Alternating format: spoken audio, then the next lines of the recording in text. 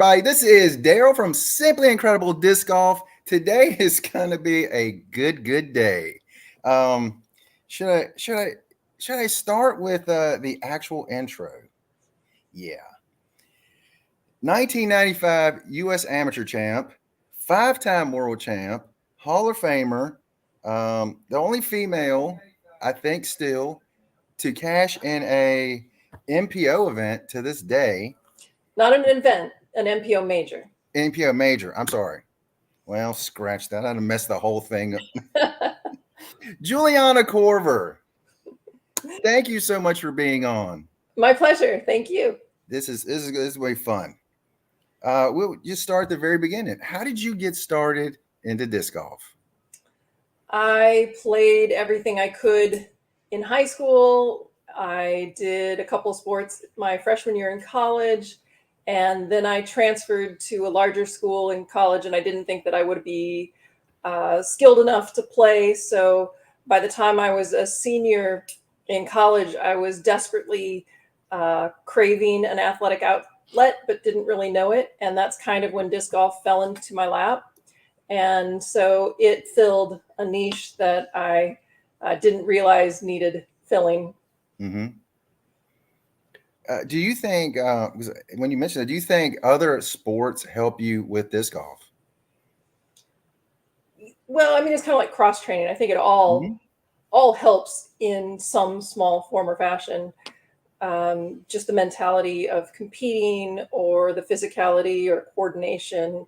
I think anything that you can do physically will help anything else that you want to do physically. See, I totally agree with that. I see so much nowadays specialization. It's like when kids are 6 years old, if they show a talent, they can only do that. And I feel like that's bad for growth. I grew up in a very small town. When I graduated, I was in a town of 900, and my graduating class was 50, 60 people. And so everybody had to do everything, including, the cheerleaders and football players in their uniform were in the marching band at halftime because you didn't have enough people to do things. So, everybody, so there was absolutely no specialization. So I got to dip my foot in the water in every single thing, not just athletically, but musically and artistically. And I personally really enjoyed not having to make my mind up at a very young age what it was I wanted to do. Oh, I think that's awesome. Because, when we were young, I think I'm older than you just a little bit, I believe. But we don't speak of ages. It's okay. I'm not ashamed of it. I'm 51, approaching 52 really fast. I have you by a year. Oh, birthday cakes. When I was young, it's like in summer we played baseball. Winter we played football. We played Nerf football in the backyards. We played basketball. We didn't play hockey because in Virginia we didn't have any ice.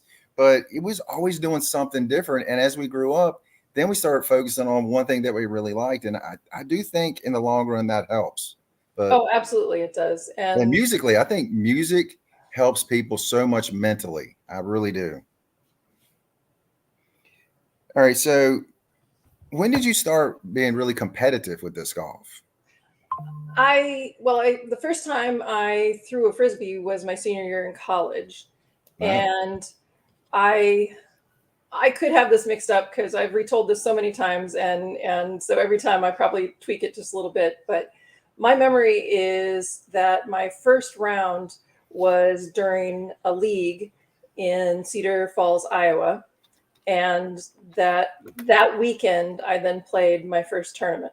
Wow. So I wasn't super competitive. Well, that's not true. Actually, I was leading after the first round, but I did not win the tournament.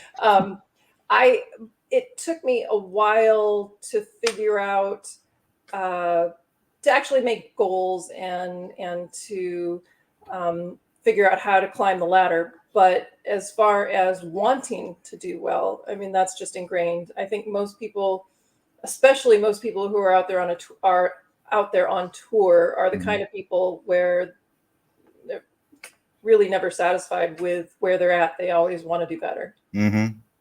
Yeah. I mean, and then you 95 was 95 your first U.S. amateur? Because you won in 95. Was you before that? It was the first time that I played Am Worlds. Yes. I'm just so used to, like the step ladder, you have that knockdown and then you come back from it. So I think that is awesome. Hey, people from Overthrow Disc Golf are watching. Just saw them yesterday. They are right down the street from me too. All right. So how many females were in that? I think it was 27. That's, And that's pretty good. yeah, that was a big number at the time. Mm-hmm. Yes. So that was thrilling. I'm quite sure that was the largest field to date that I had played in. Wow. I mean, I've heard so many tournaments. When I really got going in disc golf was in 2020, and one of my friends was telling me that there's a lot of pro level events where there's barely enough to make a couple cards. Oh yeah, that's true. There are still to this day. I mean, now it's the lower level, like especially Plex events, where there may only be one woman playing. Wow, that makes me so sad. But then look at the Pro Tour where there are 50 women playing and another possibly 10 who wish they could have gotten into the event. So we've come a long way. Yeah. I mean, when I was at US Women's, I'm such an advocate for the women's game because it is such, to me, I'm like, I've had 48 operations, 2 kidney transplants, hip replacement. And I'm like, if I can do it and I have this passion for it, everybody should be able to have this passion for it. And people say, well, it's childish. I don't want to do it. It's like, give it a try. Give it a try. Childish or not, I mean, it's like you're throwing a frisbee out of basketball. Go into that, but visually, it is such a beautiful sport. So if you can get somebody to come out to a field and see in person the flight of a disc, I think you'll potentially change their mind. Yep. And is there a way do you think you can get more women on the lower levels? Because that's something I've been talking to friends about. And someone said to me, they think, well, women get in because their boyfriend brings them in or, a guy brings them in. I was like, well, I get that because guys brought me in. So why don't women bring in more women? So this is the age-old question. And I've been playing since 93. And when I first started playing, women were 7% of the PDJ and we're still 7% of the PDJ. So the number of women is growing, but not at a larger speed than the men that are playing. And I've tried dozens of ways. And, I think they all help locally, but I don't think any of them have helped worldwide. But clearly we need to get younger kids introduced to the sport. So having it in schools, which, there's a handful of operations out there that are such as you play that are doing just that. And many of the old school disc golfers have taken their turn and gone and done school assemblies and physical education courses and all of that. So it's not for lack of effort. Yeah. I don't know what the magic bullet is here. Well, fingers crossed. Okay, now when you got on the Pro Tour, this is something I looked up and I find this extremely fascinating to me. I believe, again, correct me if I'm wrong, you may be the only player to compete against every person that on the female side, it really is a legend. From Elaine King all the way up to Kristen Tatar. That time frame I have spanned. I say that because I don't know anyone before Elaine. Well, and that's on me. There were, let's see, the World Championships. I think the first official PDJ Worlds might have been 83. So, there was a good 10 years there before I came around. So there definitely were women back there, particularly overall women that would play disc golf events, but didn't specialize in disc golf that I never crossed paths with, but definitely look up to them for all of their skills, not just disc golf. Was there anyone that really inspired you from the ladies or the gentlemen Well, the biggest inspiration that I got early on was from going to the World Championships in 1993.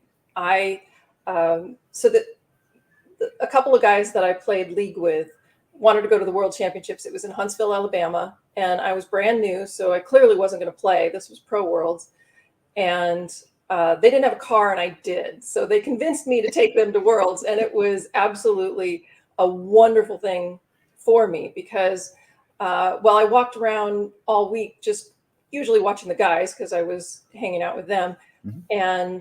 and that was, it was fun, it was inspirational, it was educational, it was, it was amazing. But what really caught my attention was the very final day. And Worlds used to be, well, it used to be a marathon. It used to be all week long, 2 rounds a day, and then you would cut to a semifinal, and then you would cut to a final 9. And this was, I could very distinctly remember watching the women practice putt before that final 9. And let's see if I can get that. It was Elaine King, Beth Tanner, Chris O'Cleary, and it might have been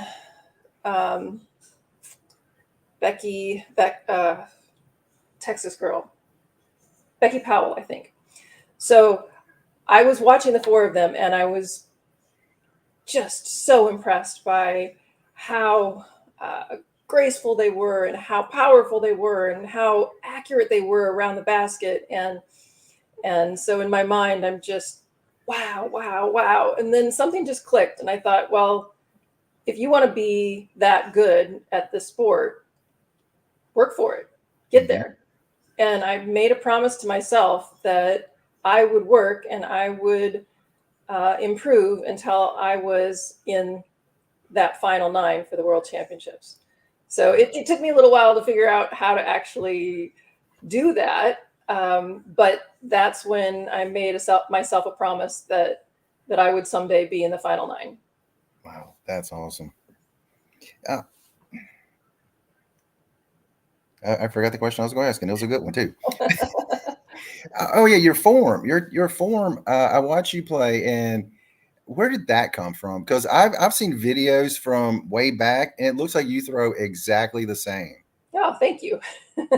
I don't know. That's just the way that my body works. In the beginning, we didn't have videos of others to watch. I did have the privilege of having a video camera, and after about a year of playing, I got my hands on this, and I could record top pros in my area.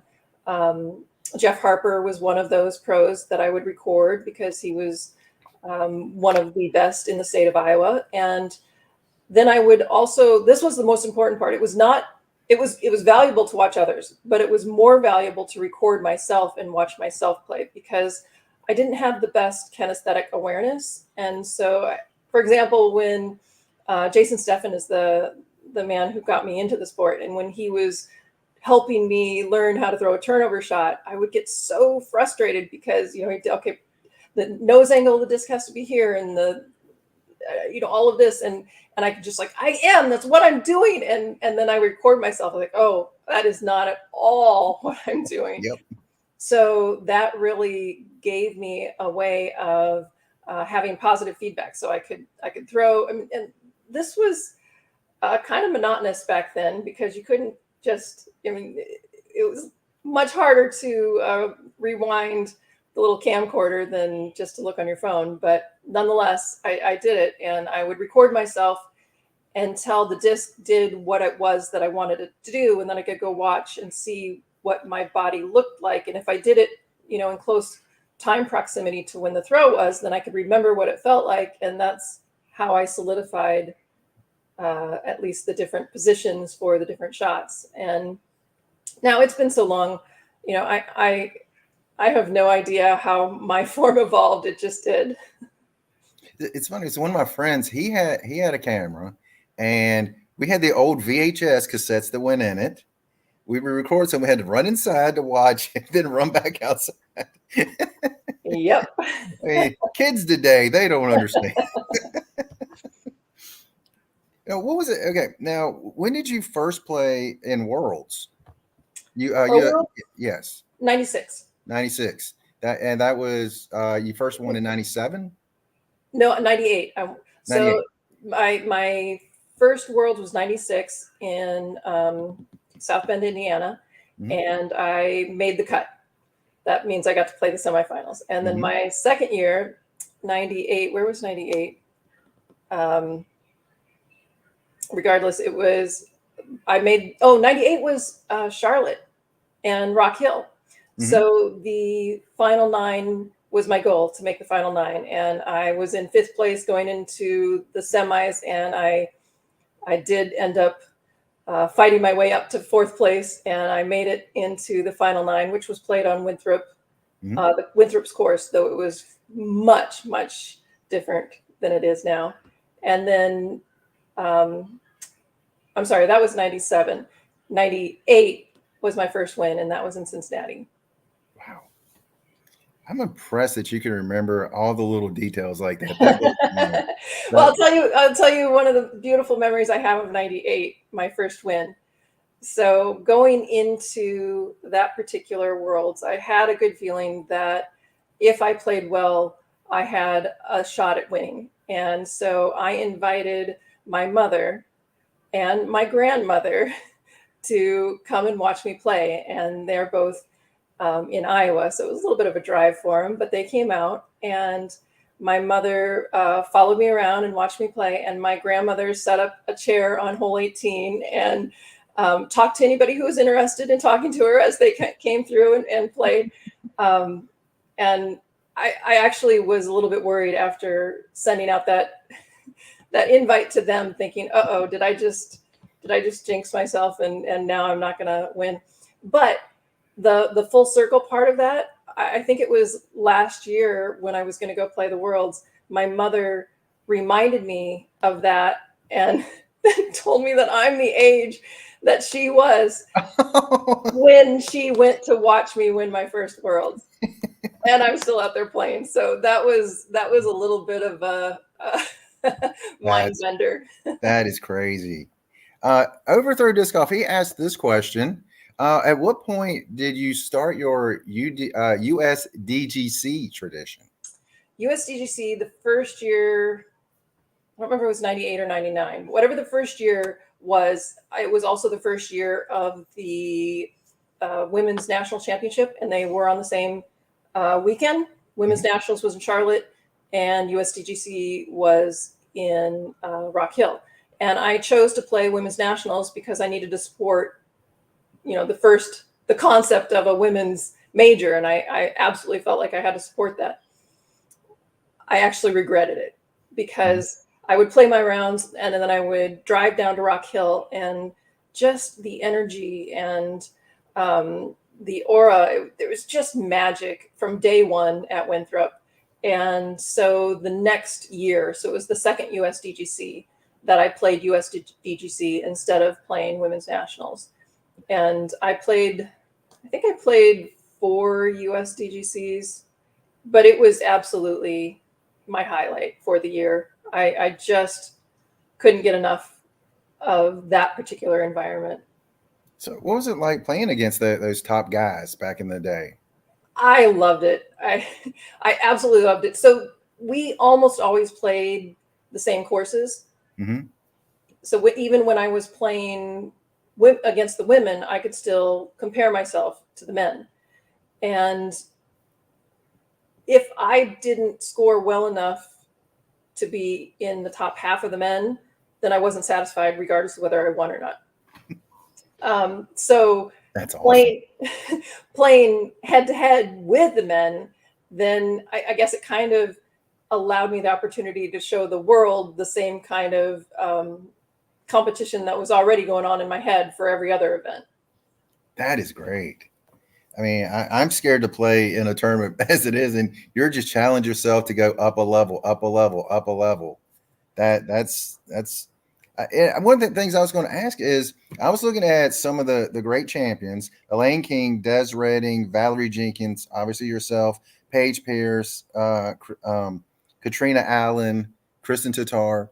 Is there something that you can say makes them go from being a great player to being a major champion over and over again? Well, I can't see what's going on inside of any of their heads, Right. but I do truly believe that um, it's not all about ability. Obviously, you have to have a certain level of ability, Hmm. but more importantly, to get to and stay at that top, there has to be a level of confidence. And I had that at one time, and then I've lost it. And so I've played on both sides of that. And having that unwavering confidence is what makes a person unstoppable. Hmm. Because if you don't believe in yourself, then you're never going to make that clutch shot, or you're not going to make it that often. And if you, I so uh, I'll give you an example of what my internal talk used to be. So I get up on a tee pad. This is back in my prime. I get up on the tee pad, and inside I'd be like, "Oh, you got to watch the shot. This is going to be a great shot. Don't turn around. Don't close your eyes. You got to see this." And and then at some point I lost that, and now I'm like, oh, there might be something more. Squirrel, get away, and hoping, sometimes I would still have great shots. Sometimes they would be terrible, but I just didn't have that go for it, that I'm gonna kill it kind of mentality. And I've had it before, and boy, it makes a difference. Hmm. And when you said squirrel, it reminded me of one of my videos. I was about ready to putt, and I see a squirrel back there. And I was like, "Oh, look, it's a squirrel!" And of course, I went on to miss that putt. I was like, that's hilarious. Um, let's see. What was it like playing? Okay, I'm going to ask these questions. What was special about a few different players, like Elaine King? What made her so special?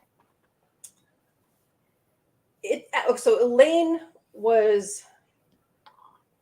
had been around for a long time. She started quite young, and it took her probably a decade before she really reached the top, reached the pinnacle of her game. And she was very studious. She was very intellectual about the shots, and she just utilized her skills, the best she could. She didn't try Mhm. to be the farthest off the tee. She didn't try to do wild and crazy things. She just did what she knew she could do, and she did it very well. Mhm.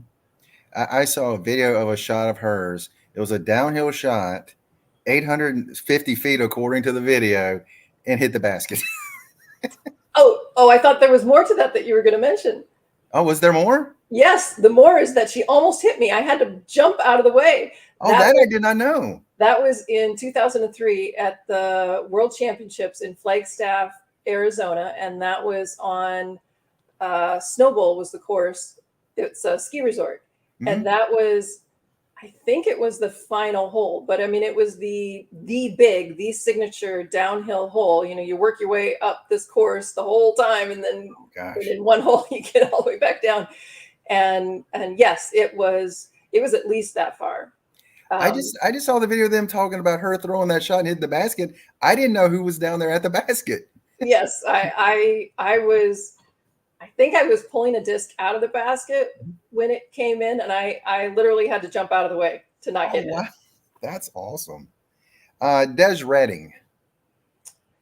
Des has that. Ooh, I'm gonna kill this shot. I'm really gonna get this. So she is a former Division I college pitcher. So she really, really has the game mentality and the um, confidence, and she just steps it up when she's in competition, and Quite frankly, it can be intimidating. So she like she has a swagger about her. She can. Yeah, that's awesome.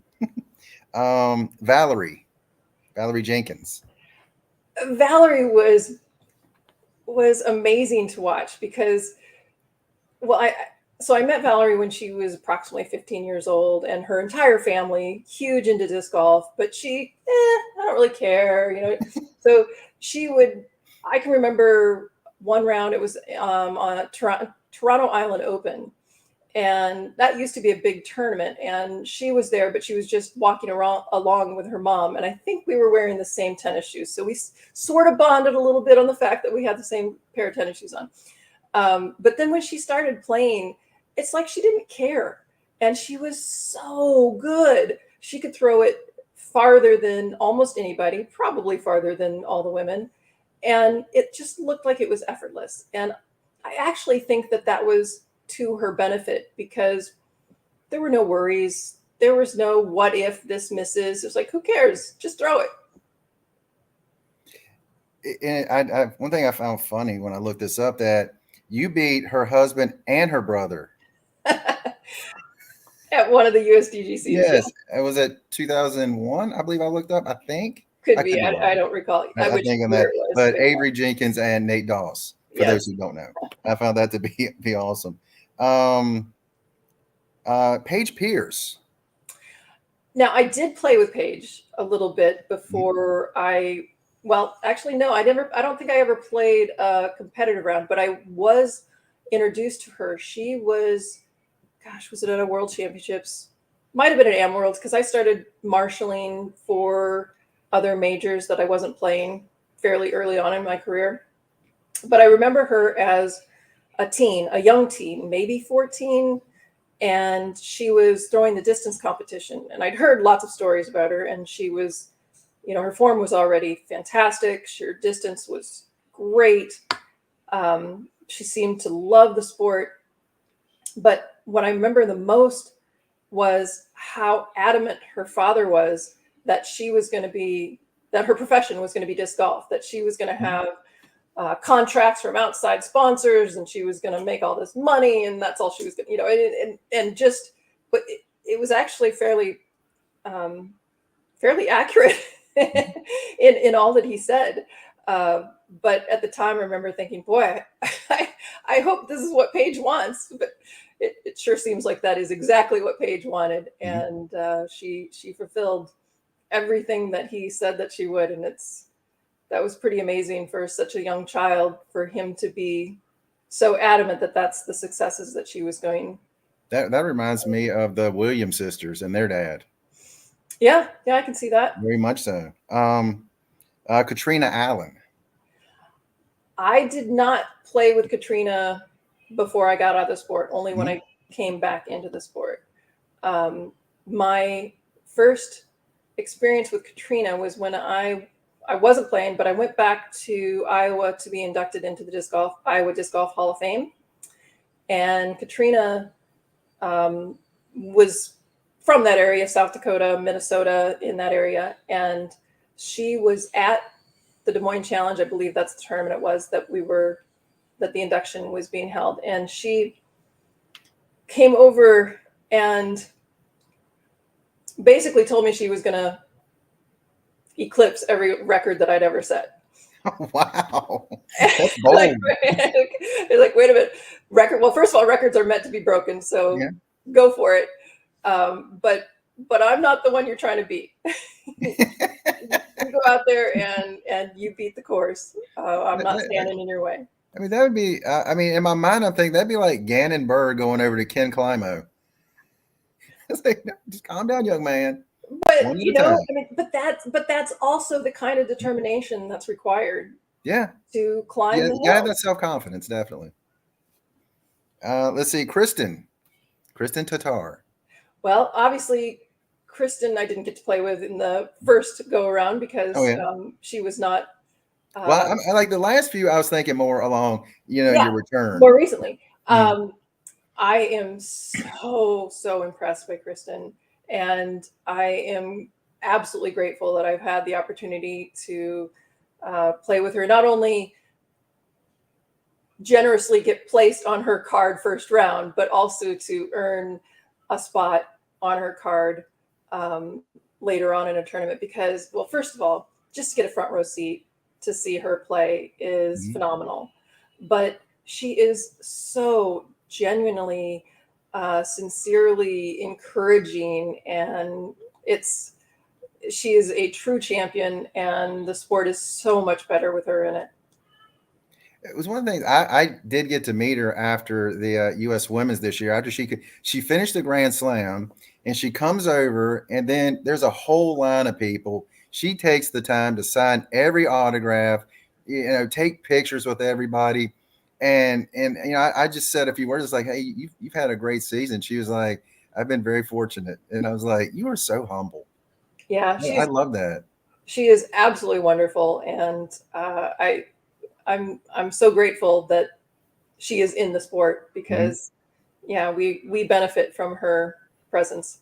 Yeah, I first saw her when the 2019 U.S. Women's, and I guess she basically came out of nowhere, and then 2 years she couldn't come back to play, and so there's no telling what she could have done during that time as well. Now, a couple people that I'm sure a lot of people don't know much about, I'm sure you do, Brigitte Langerhorn. If I'm Oh, pronouncing her Brigitte is name one of my properly. best friends in the sport. Yes, she was hilarious and Mm-hmm. gorgeous. Gosh, she was so pretty. Um, she was very, very skilled, super fun to play with. Mm-hmm. One of my favorite people in the sport, for sure. Yeah, I just knew she won the 2006. I think it was 2004. Where was it six? It was in Iowa that she won. I didn't write that down, but in my mind I'm thinking six. But that Yeah, might have been about it. whatever year it was in Iowa, and I couldn't have been more thrilled for her. So she was the first European Yep. to win And a world it took a title. long time until Kristen come out and won. And one person I have never heard of, and it seemed like she was almost like a shooting star. She came out of nowhere, excelled, and then kind of faded away. That's Sarah Cunningham. Sarah's a full-time science teacher, Oh, wow. and I think she has three children, young children. Um, so Sarah also very, very funny individual, very dry sense of humor, very smart sense of humor. Um, she didn't do a lot of traveling, and our time frames didn't overlap too much. So I actually wish I had had more opportunities to play with her, but the few opportunities that I did have were pure joy. Okay, a couple of questions from the chat. It seems that older generations seem to be more cognizant of mental aspect of the game, shot selection, disc tendencies, and reading greens. Do you think that is true? Yeah, I do think so, but I think that the younger players, especially when they get to the level of the pro tour, that they very quickly realize that they need to be cognizant of all aspects of every part of it. But a very broad generalization, I think the younger you are, the less you know to be afraid of. Mm-hmm. So I think that there's a lot more just go for it, just throw as hard as you can, and as you, I don't know if it's necessarily the fact that you have had troubles on the course, or it's just that now you're responsible for all of, if you're living at home, or you're on your own, if you're paying the bills or your parents are paying the bills. I mean, that type of thing, I think, makes a big difference. If the difference between first and second place means now I can't go to tournament X, so I do think that the older that you are, the more you realize what you're playing for, and sometimes that can be a hindrance instead of a good thing, which then causes you to be more aware of those type of aspects, and trying to minimize potential dangers.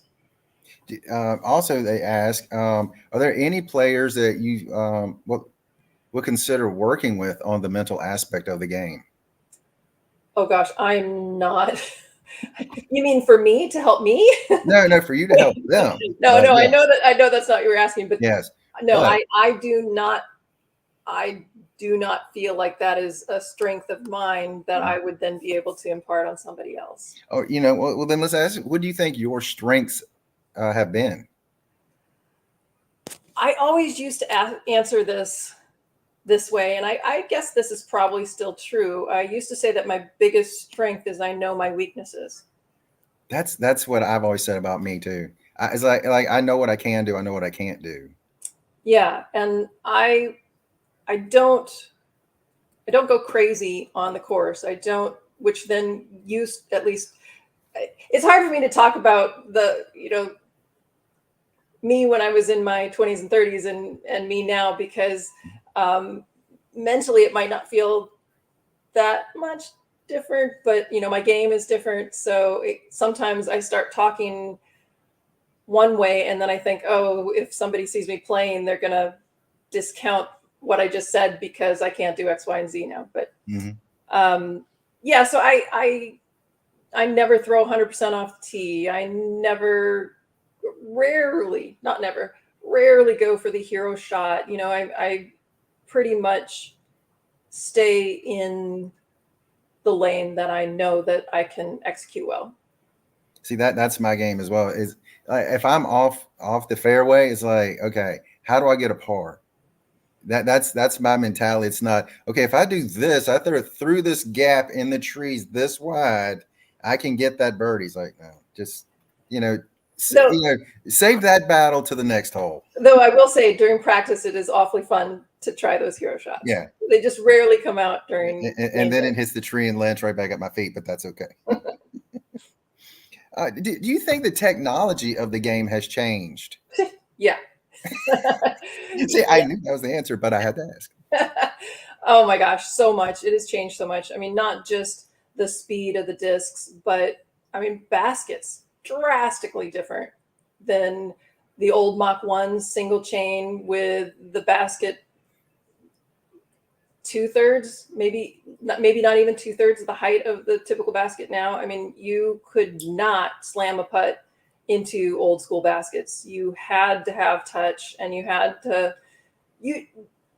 having a little bit of loft, so it was coming in more like a free throw, was by far the best way to get something to stick in those old school baskets. So uh, putting was so much different. You could not putt from 100 feet. Like, well, I mean, I'll never be able to putt from 100 feet. I'm just simply not strong enough. But the the men that have the strength to do that, the way in which they're throwing the disc, it just would not work.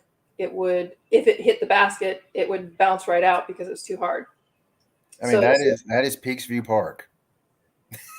They still have the same baskets from I guess it was 1997 or 98 when they put them in, and they're that's talking about changing them. I hope they do. 97 or 98. It still seems pretty modern to me. Oh wow, yeah, that's true. But That's true. but also, yeah, the speed of the discs and the stability of the discs is drastically different. So most old school players, well, all old school players threw slower plastic because that's all that was available. Mhm. But I think that's so you learn to do the hyzer flip up because you simply could not put something on anhyzer with power and have it come back. Stingray. Stingray, It's one of my favorite discs because again I can't throw far, so I love that disc. good disc. Somebody actually mentioned this to me on from one of my other videos. They said the Stingray is the second longest disc being produced by Innova. Do you know the first? Arrow. They said the AVR. Okay. I don't know if that's true or not. That's what they said. I'm like, okay, cool. I said I would ask you. They said that it's been continually being made since they first started making it. I was like, interesting statistic. I like interesting statistics. Um, Yeah, I'm gonna save it. Okay, you had a streak of like 3 years or 4 years, I think. You won. I'm setting down, or I'm gonna fall down from this stat. 119 out of 124. What happened when you finished second in the other five? I was not happy. Yeah, so second place used to feel like a huge failure, and that's not a healthy place to be because Mhm. that's a lot of pressure. Um, I the level of competition, the number of people in the division, drastically different. Mhm. So you can't look at that and then look at today's field and even remotely compare anything. It was just simply different times. Well, again, I mean, I understand this, but you also threw in, you're cashing against the men. So, I mean, hurt your shoulder, patting yourself on the back. Well, okay, I will argue that back in the early 2000s, I believe that the top women of the day were closer to the top men of the day than is the case now. Now, would you say that's just because of where the game was, or would that be more from a technological aspect where the discs are just not doing as much with more power? Maybe I don't know. I'm It just throwing that out there because I don't know. I do think it has to do with the technology because obviously the men have um, more strength, tend to have faster arm speed, and when the technology was um, what it was 25 years ago, that difference was 50 feet, 100 feet, not 300 feet or Hmm. off the tee. So yes, I do believe that um, the remedial, and I say that lovingly, uh, technology that was available helped me stay closer to the top guys. No, that's awesome. Great, great information. Do you think they should standardize baskets and tee pads? If we had, well, yes, no. If we had something that everybody agreed this is by far the best, everybody loves it, it's safe, it works, then sure. But as far as baskets go, we don't. I mean, different baskets catch different type of throws better, Hmm. and who's to be the one to say that this is the type of throw that we're going to prioritize? Hmm. Um, and as far as tee pads, boy, I really love the way that the Disc Golf Pro Tour builds their pads. The turf pads are ideal, in my opinion. They have great grip, even in the rain. They almost never get slippery. Um, I don't know about the longevity of those because, I mean, they're just some of the places they're putting them in for the event and then taking them right back out. Hmm. Um, but boy, you get spoiled on the pro tour, and then when you go back to um, the B tier event next door, Hmm. you sometimes forget some of the standardizations that are occurring today, and we're going in the right direction. We'll figure it out. Well, when you play at New London, if you do come this year, they've got the turf from some old high school football fields.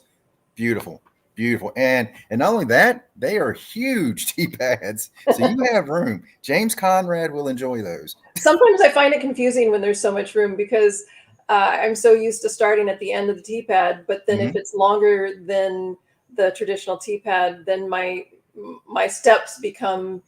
I try to compensate to get to the front of the tee pad with longer steps, which is a mistake. So Yep. that can be something that has to be overcome.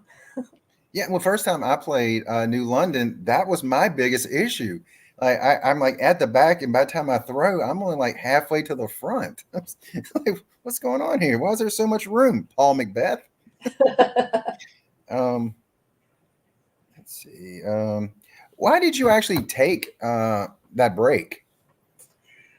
A number of reasons, but for one, remember when I told you how upset I got at a second place? Hmm.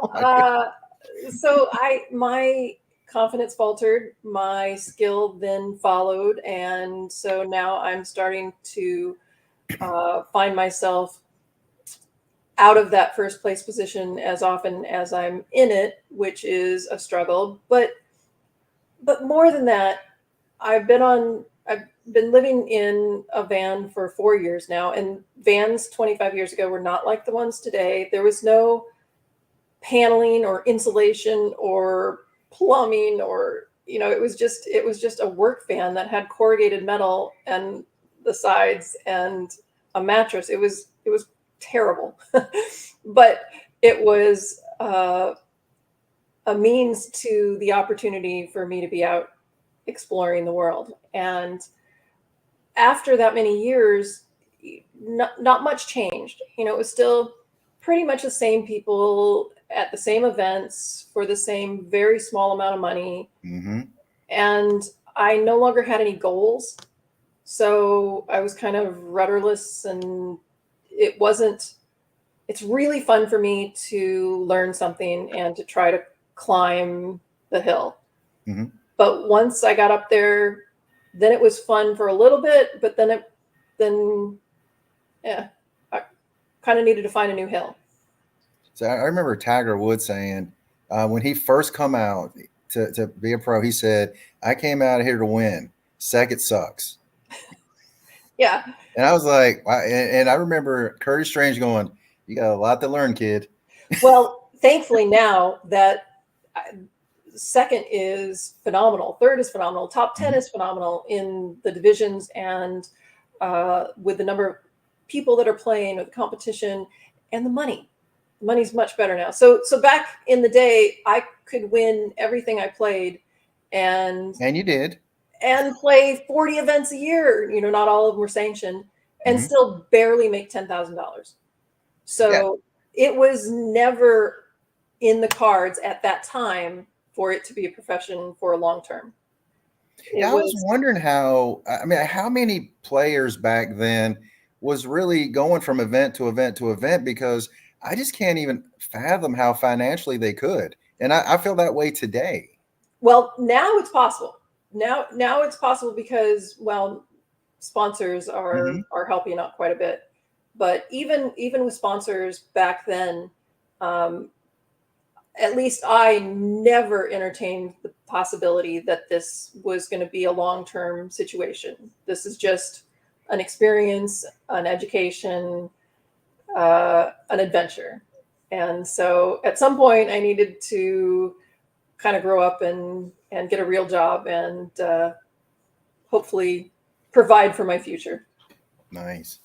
All right. So we talked about the past a lot. The current players, just looking at the group of current players, who do you think is the most talented all around player? I mean, I feel like the obvious answer is Kristen, but I don't feel like that's the right answer to me. No Um, disrespect to Kristen, by the way. well, Kristen's definitely in the conversation, Hmm. but so is Haley King. That was actually my choice. Yeah, she. I don't think we've seen her best, and what we've seen already has already been extremely impressive.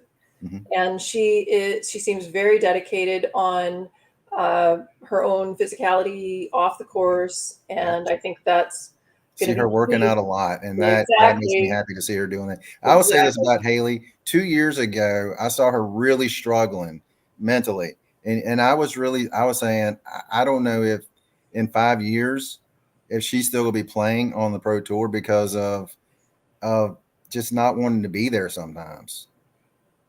And starting so young, I worry about that with players. Oh, yeah, the part that scares me for young players is the fact that they are contractually obligated to put themselves out there on social media Hmm. and be accessible and visible in so many different ways. And if that had been the case when I first started playing, I probably still would have tried to get to the top. But the second I did, I probably would have run away, because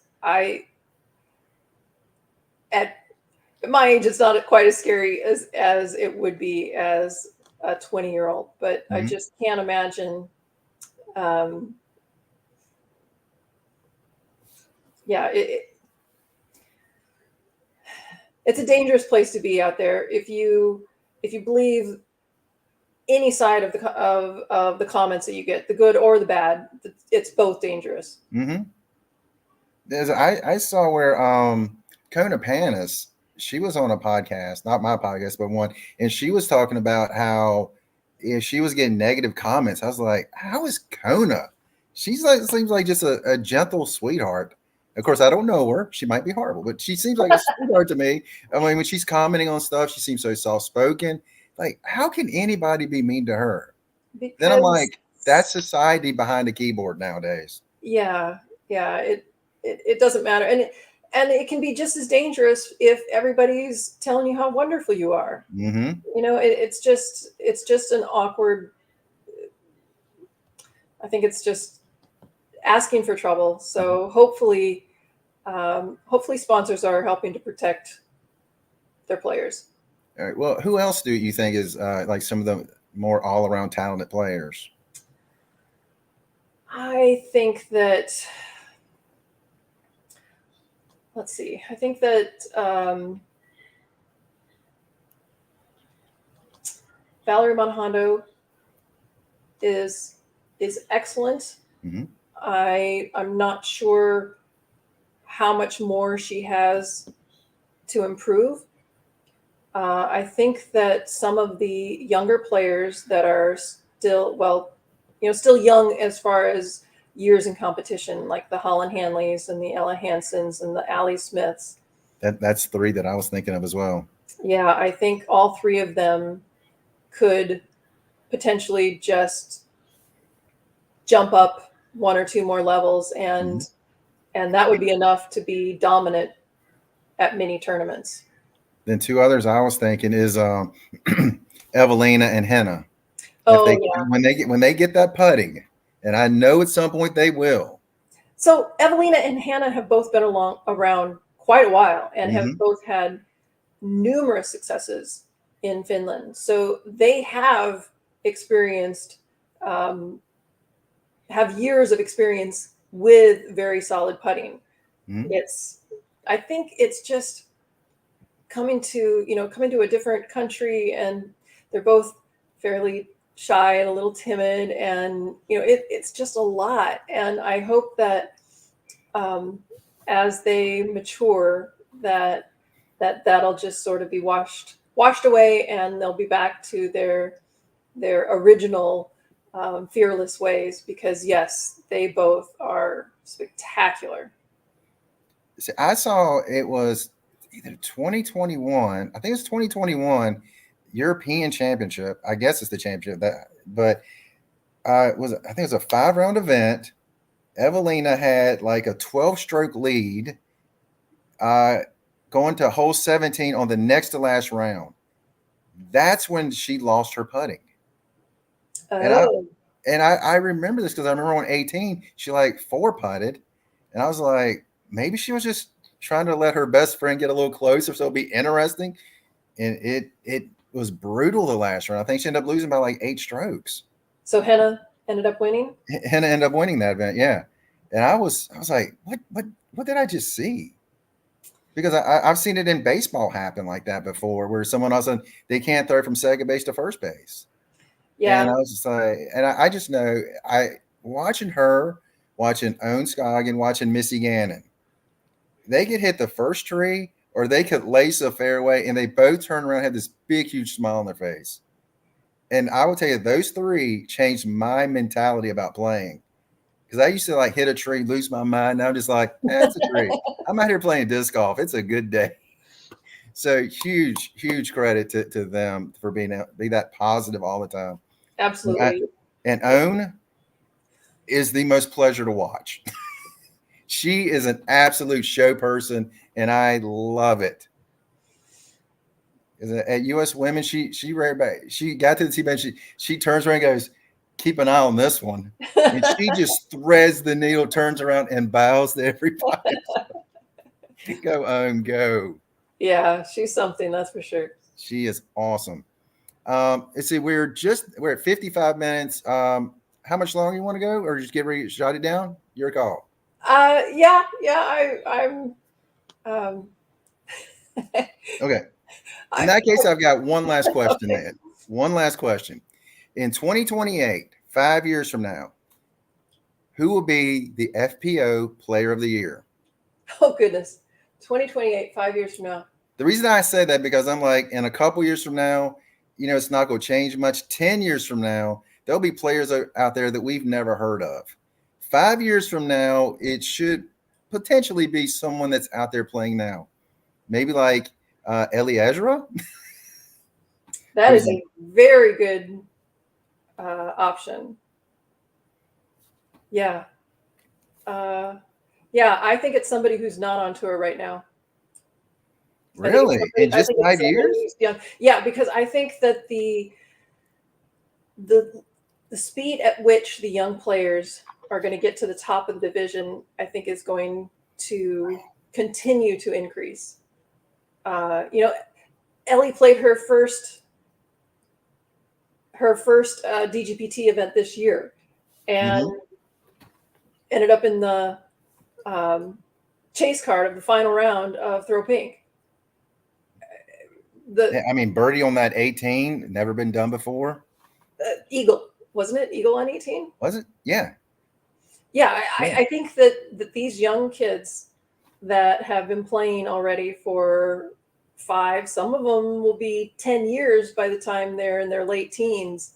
I think once they hit the circuit, I think that they are going to just explode to the top of the division. So yeah, I think 5 years from now, it's somebody who's not a household name yet. My two biggest thoughts was going to be Ella Hansen or Holland Hanley. That's the two I look at. I feel like they have such an all-around game. And I think as they keep playing, the mental game's going to get even better and stronger. I feel like those are so talented. So talented. So that was just my thoughts on it.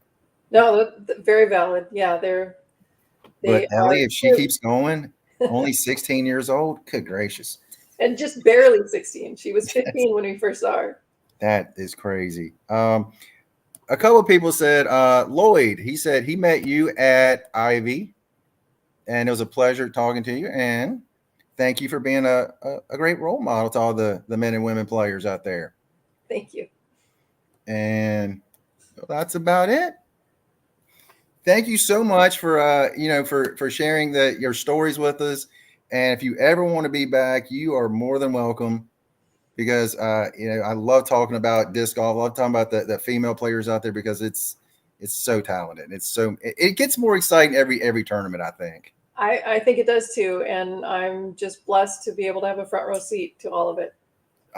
Speaking of front row seat, someone said 2024, is it going to be more commentating or more playing?